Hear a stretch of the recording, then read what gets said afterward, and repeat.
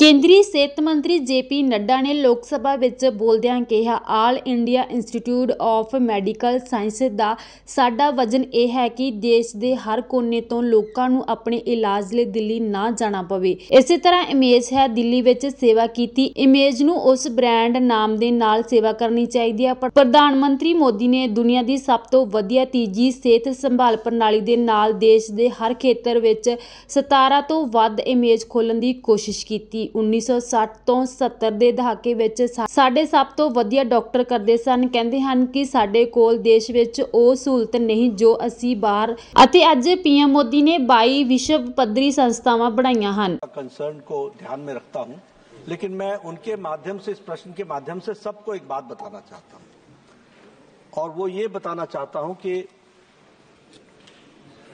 All India institute, क्योंकि ये बहुत प्रश्न महत्वपूर्ण है, ये all India institute of medical Sciences की हमारी कल्पना क्या है, हमारी परिकल्पना क्या है।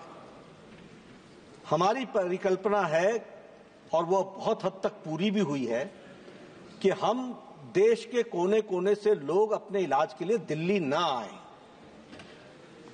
और उनकी all India institute of medical Sciences Delhi में जिस तरीके से सेवा होती है, वैसे ही ब्रांड नेम के साथ all India institute of medical sciences वहां खड़ी है। और इसीलिए माननीय प्रधानमंत्री जी ने इस अवधि के दौरान 17+ all India institute of medical sciences देश के हर एक क्षेत्र में खोलने का प्रयास किया। एक एक all India institute of medical sciences 1200 crore रुपए से लेकर के 2000 करोड़ रुपए की लागत से बनने वाला all India institute of medical sciences है, with world's best tertiary health care systems, world's best. अब तीसरी बात कि ये जो हम वर्ल्ड बेस्ट स्ट्रक्चर खड़ा कर रहे हैं, मैं सबको बोलता हूं, और मैं आपके बेटर अंडरस्टैंडिंग के लिए 50s में All India institute of medical Sciences Delhi में आ गया था, लेकिन All India institute of medical Sciences की रिकॉग्निशन 70s और 80s में जाकर के हुई। Institutions are not created in one day. और मैं सबको बोलता हूं, क्या आप डिस्ट्रिक्ट हॉस्पिटल खोलना चाहते हैं या all India institute of medical sciences खोलना चाहते हैं? अगर आप all India institute of medical sciences खोलना चाहते हैं तो all India institute of medical sciences के स्टैंडर्ड्स बहुत अलग है, उनके बराबर के स्टैंडर्ड्स किसी और डिस्ट्रिक्ट हॉस्पिटल्स के नहीं होते हैं। डिस्ट्रिक्ट हॉस्पिटल के डॉक्टर्स प्राइवेट प्रैक्टिस भी करते हैं। All India institute of medical sciences में 24/7 365 they are there in the campus serving the patient. The amount of expenditure per patient is very different. It does not match with any other institution.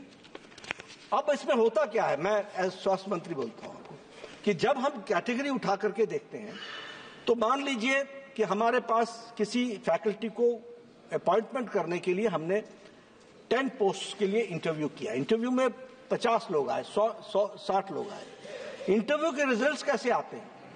Not found fit, not found fit. हम दोबारा interview करते हैं, लेकिन हम AIIMS के standard को dilute नहीं करते हैं, क्योंकि हमको उसी पर रखना है। इसलिए देखिए, निशिकांत जी उस दिन बहुत खुश हुए थे जिस दिन देवघर को all India institute of medical sciences मिला था। मैं उनकी चिंता व्यक्त करता हूं, और आप सब लोगों को, आप कोई भटिंडा के बारे में पूछेगा, कोई बिलासपुर के बारे में पूछेगा, सब जगह यही समस्या है। हमने तय कर रखा है, faculty will grow, it will take 10 to 15 years to become a international standard faculty of every all India Institute of Medical Sciences, और हम उसके लिए प्रयासरत हैं। इसलिए देश का आज से 60 के दशक में, अध्यक्ष महोदय आपका समय लेकर के मैं सबको एनलाइटन करना चाहता हूं, 60s और 70s में हमारा बेस्ट डॉक्टर बोलता था, we do not have the facility in the country and that is why we are going outside. And today prime minister Modi has created 22 institutions which are world class standard, और इसलिए अब इसको भरना, hardware is there, we are trying to put software into it to the best possible, the most modern software डालने का प्रयास हो रहा है।